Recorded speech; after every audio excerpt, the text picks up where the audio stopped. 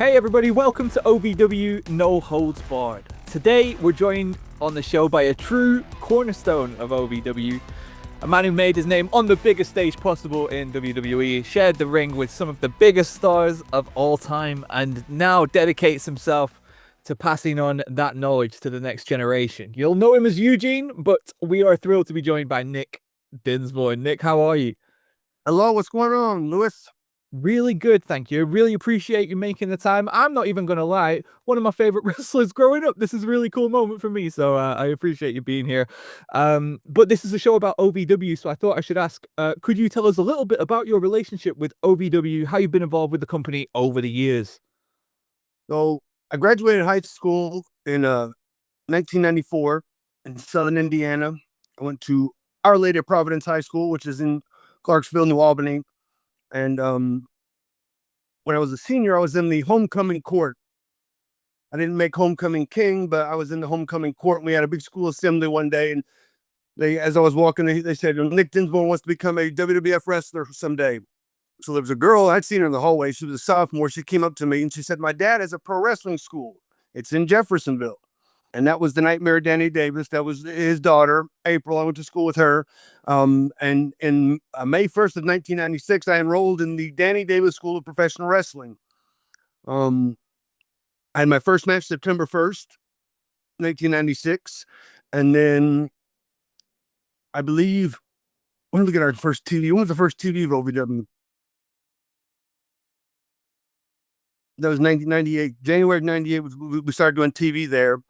And then 99 came around, and that's when Danny had signed a deal with WWE to be the developmental system to train their future talent. So in those first 3 years before the developmental system came, we were all just wrestling in a local indie company. All the guys from the area, guys from the gym, guys from Louisville, just we're all students of Nightmare Danny Davis. And then when the developmental system came, and that's when they sent Brock Lesnar and John Cena, Batista, Randy Orton, Victoria, Shelton Benjamin, all these fantastic world-renowned superstars, and they started training then.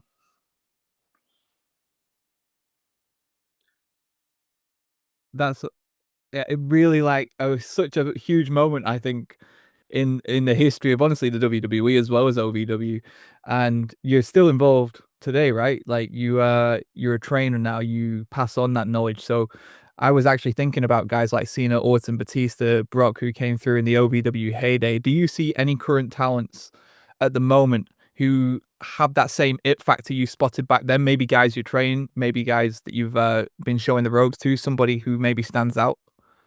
Well, when OVW got the developmental system, and I'll bring this back to your question. When OVW got the developmental system in '99, I was signed to a developmental deal in December of '99.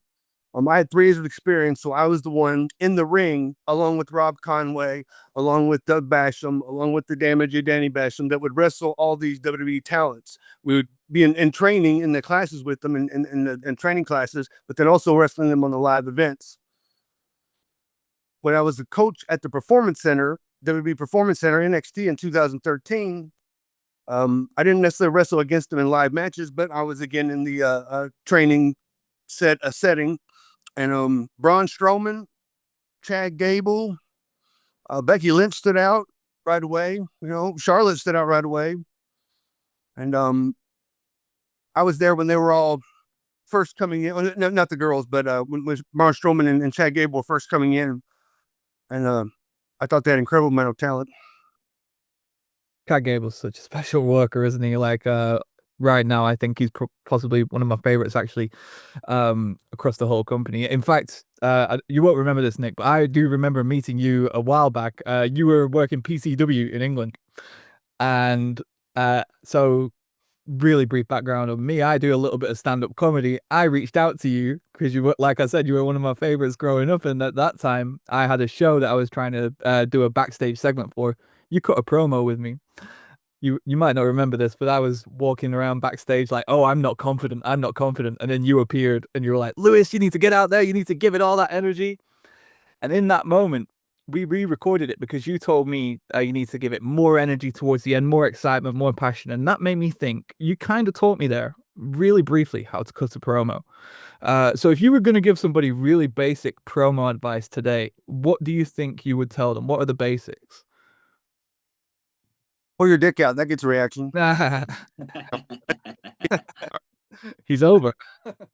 Yeah. I know guys that in a promo, you want to say your name or you want your name said 2 to 3 times. So if someone's interviewing you, Lewis, you got a huge match tonight. There's once, and then you need to say your name. Sometimes the guys don't do that because they assume that everybody that's watching them knows exactly who they are. But there's always a first time fan out there going, well, who is this person? Well, he just cut a 10-minute promo on The Undertaker. What's his name? I don't know. But if you go out there and, you know, everybody's been asking me up and down the streets, Eugene, when you back in the ring, when you coming back to the UK? And I said, Eugene's coming back, you know, this day, cha-cha-cha. Sorry, Nick, just picking up on your passion as a trainer, it sounds like it's been quite a natural transition for you over your career. And I just wondered your aspirations as a coach going forward. I mean, I actually just missed you recently. You attended a good friend of mine, Joel Redmond's school, and you worked there recently. And Joel was the best man at my wedding and is a very close friend. And he spoke of you extremely highly and how much he learned from you during his time in the States. And obviously, seeing that you are delivering training not only in the USA but other countries as well, yeah, what's the future for you in terms of that training role? Well, talking about Joel, I was a coach at NXT when he was Oliver Gray over there, and I thought he had, you know, extreme amount of talent, and he's got put together one good business with the show and his training center. So, I really enjoyed. Well, the gist of it's this. I'm gonna give you the lowdown here. Eugene's got a sweet pea that lives in Wales, right? I got a Welsh girlfriend, and when I came over at the end of last year, I got to stay with her, and then we got booked out everywhere, and then I just was in the UK and Europe again from June to September. I just recently got home, staying with my sweet pea, traveling all over the UK, doing seminars, doing wrestling shows, doing Comic Cons, doing it all, brother. Love that. So I've got to ask you then, what are your thoughts on the UK? How have you found life over there? Do you stay in Wales when you stay? Yeah. She lives in Ebervale, Wales, and Okay. I try to catch a sheep every day, but I haven't caught one yet. Yeah, it's a struggle. It's a struggle. You'll get there. Try it after a few Welsh beers, Nick. Usually you tend to speed up a little bit. My wife is Welsh as well, so I know the drill. Yeah, I was actually thinking on the training topic as well. Somebody starting out, how important is it to pick the right school? And what would you say made OVW a good place to learn in those early days? Picking the right school is the very first essential choice that a guy wanting to be a guy or girl wanting to be a professional wrestler makes.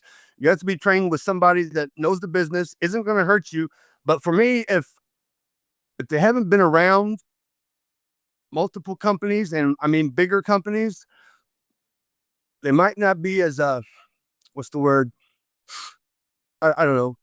Well, what I'm trying to say is a guy's never done anything, don't get trained by a person like that.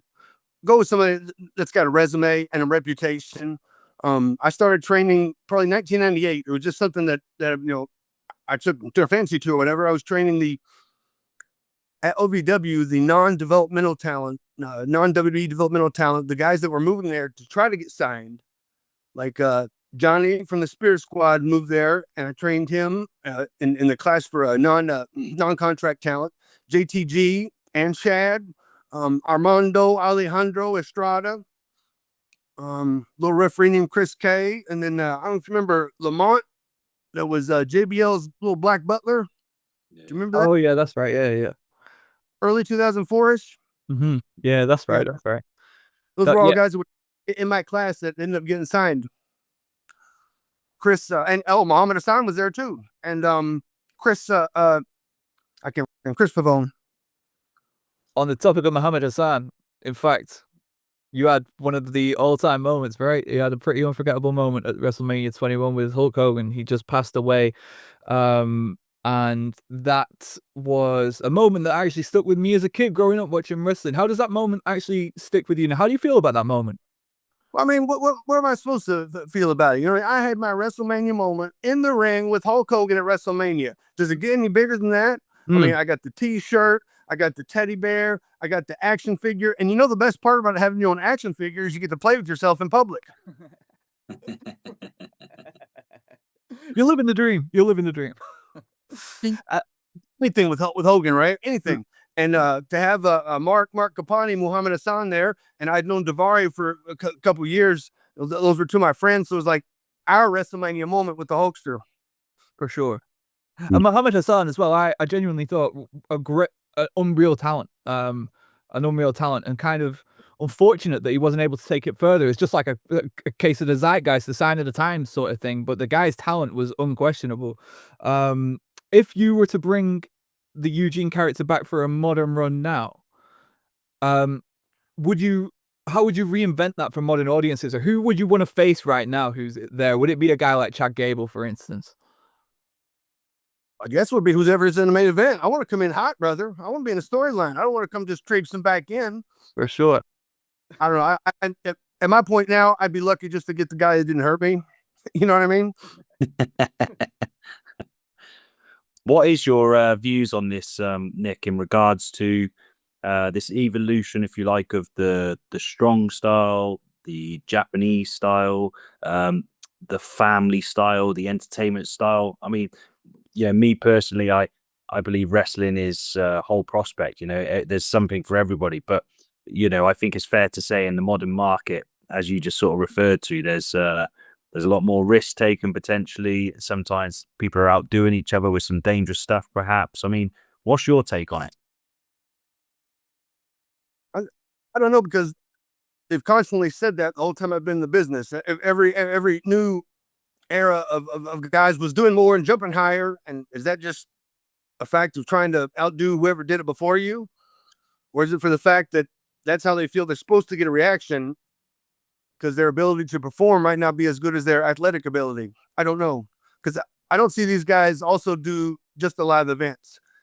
Because there is a market for high-flying, car crash, strong style wrestling online, on TV. When you do the live event, sometimes you'll lose people, especially if you got families. They don't want to see people get beat up all the time. I mean, the high-flying things are great, but after you do one in each match, it loses its luster. Are these guys performing performances at the live events that have the live audience captured? And it's not about, just doing as many, bumps as I can do. Bumps are for March, kid. I thought when we were talking about promo cutting before, I thought you dropped just a little bit of gold there. Like, it was one line, but basically get the name out there like 2 or 3 times. And I think the storytelling side of wrestling is always the side that fascinated me the most. You just said there's a difference between sort of your performing and your athletic ability. So when we talk about performance, overall performance, what do you think some of the most important things are? What's the complete wrestler? What's the main ingredients? Well, I mean, you have to be able to go out there without seeing the crowd beforehand and quickly assess what your target audience is. What your audience is. Is it families? Is it kids? Is it, drunk guys at a bar? And then in the first couple minutes, you have to, through wrestling, describe one guy as a good guy beholden to the rules, and one guy as a guy that is willing to break the rules. And all the time trying to find out exactly what these people want to see, so that then you can tease it and tease it and tease it, and then finally give it to them and build to a crescendo. And to be able to do it live and not pre-plan each and everything, because you can pre-plan stuff and a live audience will follow you, a live event crowd. But if you go out there and work with them and entertain them and call it in the ring and feel it, it works so much better. Because Matt losing, here's an example, right? When Mick Foley was doing his storytelling comedy tour, he came to Orlando when I was there. So I went to watch him, and he had an opening comedian who was a local comedian, just did regular jokes. The whole crowd was, of course, wrestling fans. And this local comedian goes on and he tells his 5 minutes of jokes, and it was crickets. Nobody clapped, nothing. Mick goes on, he was great. So I ended up going back to the comedy club maybe 2 months later, and it was just a regular touring comic, same opening comic that I saw with Mick Foley, same opening act, and the people loved it and they were laughing. He wasn't good enough in the first performance to go out there and go, they're not laughing at my jokes, I need to tell them something that will make them laugh. You know what I mean? The same thing in wrestling. If I go out there and I'm doing stuff and the people aren't reacting, I have to be able to say, hey, this isn't working, we need to go this way. That makes so much sense. Kieran, do you remember when we our first episode we did with Al Snow, and we were talking a little bit about how, early on in your career, maybe you think about like, oh, we'll do the 7, 8, 9 moves that you chain together and we'll just plan it out like beforehand. But Al said some of his favorite wrestlers from the UK, guys like Regal, guys like Doug Williams, the guys where you don't need to say a word, you just go out there and it's all really easy. And I guess that's because they're listening to the crowd and they are changing whatever they were going to do based on who's there and how they feel it. The storytelling side of it, really, I suppose, and pacing, like the pacing of a match as well. He seemed to stress So, that. so I was fortunate because when I started OVW in '96 until maybe 2000, 2001, when I first started, Danny Davis was the trainer in class, tell us how to do the moves, watch the videos. But it was the Hustler Rip Rogers that I wrestled each and every week on either a live event or TV or both. For a good 5 years, I went out there with Rip. And when I first met him, he was a 42-year-old bodybuilding man. I was, 19, 20 years old. I was 190, 200 pounds. He was fresh off WCW, and everything that he did, everybody believed. And he never worked out any spots. He called it all in the ring. He would go, he might come up to me and he might go, do you want to have a real match tonight or do you want to have a phony match? And I never knew what that meant. And I was always scared. I was like, whatever you want, sir. So he would just call it out to me. He might give me a finish, a move, or something into a finish. He might not. And it was because I got to work with him every time that I could feel him puppeting the crowd and bringing him up and working slow. And then all I had to do was react to the moment. And it just, I don't know. Guys that have that, I feel like are Eugene's still over everywhere I go now. Mm. Kids don't even know who I am, but they cheer for me. Mm. And just on that note as well, Nick, in terms of actually competitive wrestling side of things, because we've sort of commented on your training. I mean, in terms of the wrestling side of stuff, even across the USA, you still very much fully active? Yeah, I'm when I was over in the UK from June to September, I wrestled every weekend at Comic Cons. I've got several bookings lined up now. I'm just trying to get a little Florida suntan. Just being in the UK, I got a little pale white. It's hard. It's hard. You got to get out every now and then, for sure. The way you were describing how you would do work and really like sort of learn the hard way by being thrown in the deep end occasionally, it kind of reminded me of Louis C.K. He used to say he used to take his closing bit and open with it just to fuck himself. Because now he doesn't have a closer, he's got to figure it out, and sort of throwing himself in the deep end like that was sort of that baptism of fire that you kind of talk about. Is that something that you still see these days because I'm conscious, I don't know personally, but I'm conscious that wrestling changes so much, right, over time. Is that still learning the hard way? Is that still the best way to do it? Is that still what people are doing? The best way to learn is being in the ring with someone that has more experience than you, calling it to you in the ring in front of a live audience. The problem is there aren't many people with that kind of experience. Even the guys now that I've seen that have experience want to plan stuff. Interesting. And when I got released as a coach in 2015, I moved to Sioux Falls, South Dakota, and I started my own a wrestling company, training school, and ran events. I sold it in 2021, 2022, but when I would train my guys and I would wrestle them, I wouldn't tell them anything. And I would just make them follow me. I was now the role of the Hustler Rip Rogers, leading these guys around and letting them hear the crowd and feel the crowd. Some of them got it, some of them don't. Some of them took another year and they got it. Some of them didn't. The light bulb doesn't come on for everybody. And what is next for you in terms of your journey then, Nick? And be it a trainer, wrestler? I mean, you obviously just seem like, you're obviously extremely passionate and dedicated to the business, but, is there anything left that you still want to achieve? World title, brother. I got to win the world title. Yeah. My buddy Trevor Murdoch is the NWA World Heavyweight Champion. I wonder if he can give me a title shot somewhere. It's a good friend of mine, Bram, actually. I think he held that for some time, so I'm guessing Trev maybe got that off him. It's and obviously in terms of having those aspirations and working towards such a prestigious belt, is that something you try and install in the students at OBW as well, to strive to those heights? No. This is a business about making money. It's not a business about pursuing titles, pursuing phony props. I mean, I hate to say that, but that's kind of what it is. It has meaning, and it's a lot of people endear what the titles mean, but we're here to make money. We're here to draw people. We're here to get a connection with the crowd so that they're going to buy your merchandise. We're here to get the crowd to hate you so that they're going to like the other guy more to get merchandise so you can help build your match. Yeah, and then hopefully that babyface is actually going to give you 20% cut, right? I never did. The thing is it's more fun being a heel. Absolutely. Yeah, you'll So say that, Kim, right? He loves the heel work. He loves it. It's only because I'm a terrible babyface, to be honest.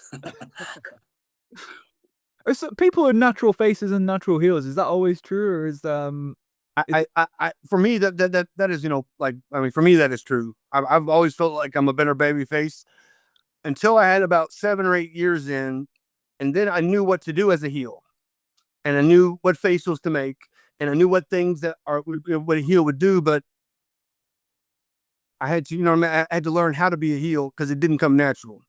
Yeah, so that would lend itself to that idea, wouldn't it? I feel like when you see a guy for the first time, they just hit you one way or the other. It's like it's hard to explain, but I really do get what you mean. So Nick, I guess you've been around locker rooms all around the world, different companies and things like that. Road stories. I'm guessing you've seen some things. What is there a strangest or a craziest story that leaps out to you that you can say, or anything like that that you haven't told before? I got a good one for you. It was Metropolis, Illinois, the home of Superman. Eugene had a big match there. I was in the ring, and sometimes on these indie shows, I would clown around a little bit. I'd have the referee come to check me, and then I'd say, no, wait. And I'd turn around and I would check the referee, and then I would tell him to turn around. And when I did, I would shove my thumb up his butt. Up his bum, as you guys say. And then I would look at it and smell it. And all the kids would go, ugh. And then I go, I'm going to put it in my mouth. And then I'll say, oh, do you want me to put it in the referee's mouth? Do you want me to put it in the heel's mouth? Yeah. So then the whole match is just me chasing the heel with the thumb until I finally get his thumb in his mouth, okay? Metropolis, Illinois, I'm in the ring. Referee checks me. I check him. Thumb up the ass. No reaction. I said, well, maybe they didn't see it, okay? Push the heel in the corner. Referee get between. Thumb up the ass again. Crickets. Look over at now my ex-wife, but my wife at the time at the merchandise table, she's going like this. I'm like, what are you saying, woman? I'm calling this match.